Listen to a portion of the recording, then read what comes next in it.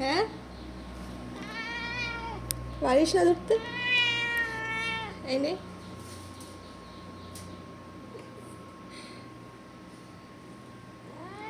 শুয়ে থাক। 2 ঘন্টা হয়ে গেছে, 2 ঘন্টা হয়ে গেছে তুই এখানে শুয়ে আছিস। নে।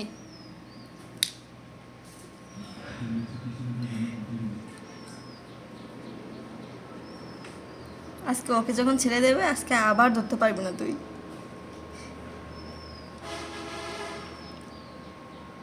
এটা হচ্ছে লাইভ টম অ্যান্ড জেরি।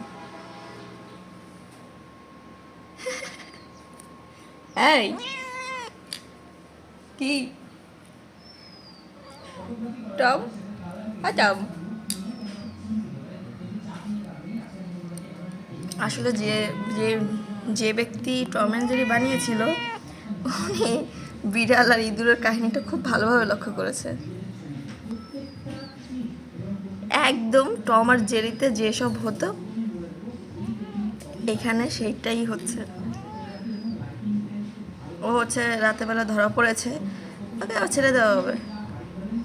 আর ইনি 2 ঘন্টা ধরে বসে আছে, না পারে ওরা খেতে, না পারে ধরতে, আর না পাচ্ছে হাতাহাতি করতে, আর না পারছে এখান থেকে সরে যেতে। আর এই বেচারা চুপসে আছে।